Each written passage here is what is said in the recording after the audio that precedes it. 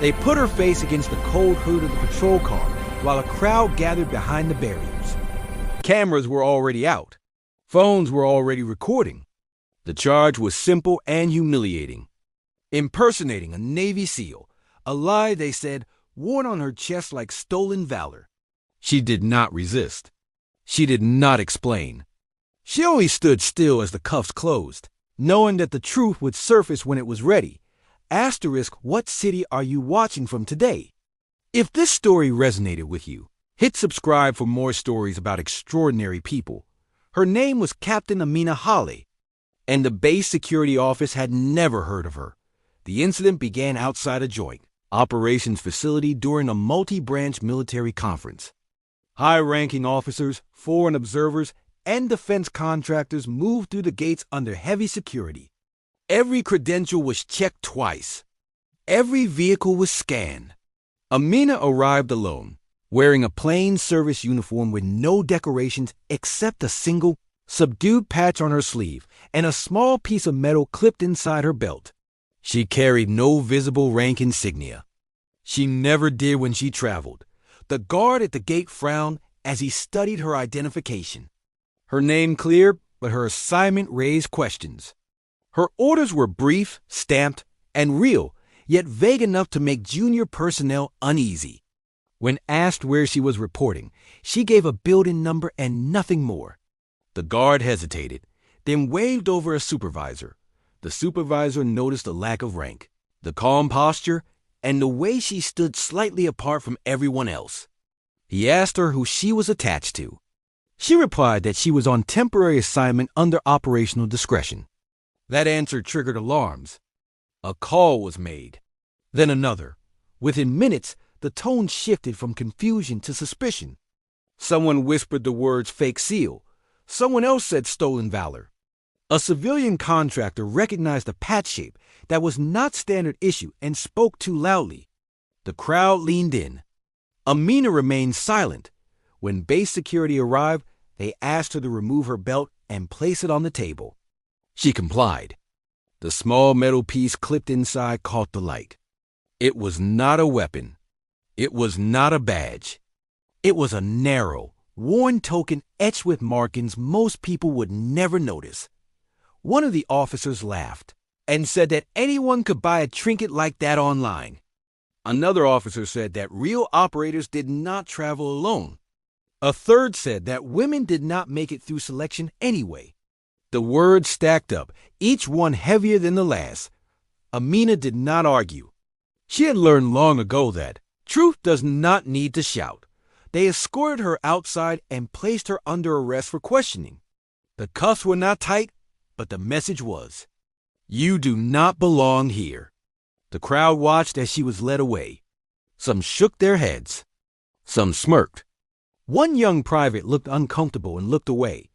Inside the security office, the questions began again. Where did you train? Who signed your orders? Why are you wearing that patch? Why are you hiding your rank? Amina answered only what she was authorized to answer. Her voice was steady. Her eyes were tired. The officer across the table finally lost patience. He said that impersonating special operations was a serious crime. He said that people had died wearing those symbols. He said that if she wanted to come clean, now was the time.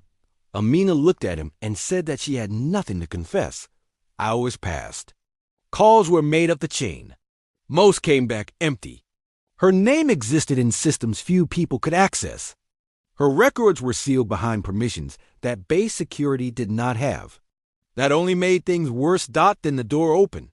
A general stepped inside, flanked by aides who stopped when they saw the scene. He was older, sharp-eyed, and known across the command for having led operations that never made the news. He had been briefed on the situation in less than a minute and asked to see the suspect himself. He did not speak at first.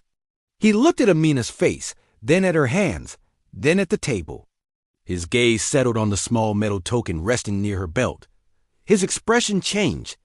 He picked it up carefully, as if it were fragile. He turned it once, then twice. The room was silent. The officers who had been questioning her shifted in their seats. The general looked up and spoke quietly. Only operators carry that dot. No one laughed this time. He asked Amina why she was in cuffs. She answered that there had been a misunderstanding. He asked why she had not corrected it. She said that she had been taught to let command sort things out. The general nodded. He ordered the cuffs removed immediately. As the officers scrambled to comply, he turned to them and explained what they had missed. The token was not a decoration. It was not issued. It was earned in a place that did not exist on maps after a mission that officially never happened. It was carried only by those who had been read into a level of service beyond rank and title. He addressed the room and said that Captain Hawley was one of the most qualified operatives currently active. He said that her lack of insignia was deliberate. He said that her presence at the conference was essential.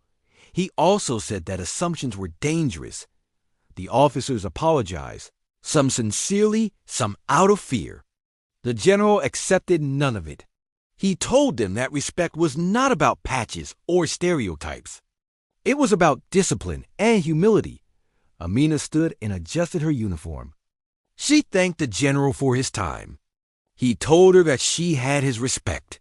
He also told her that the world was not ready for people like her, but that it needed them anyway. She left the office without looking back. Later that day, as the conference resumed, a quiet briefing took place behind closed doors. Decisions were made that would shape operations far beyond that base. Amina spoke when needed and listened when it mattered. No one questioned her presence again. The incident never made the news. The videos recorded outside were taken down. The charge was erased. The only thing that remained was a lesson passed quietly among those who had witnessed it.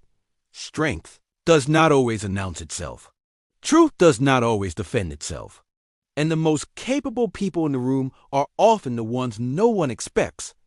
Amina returned to her work the next morning, unseen and uncelebrated, exactly where she belonged. She carried no resentment. She carried no pride. She carried responsibility. And that was more than enough. What did this story make you feel? Where are you watching from? Subscribe to Soul Relief Stories for more real stories that heal the heart.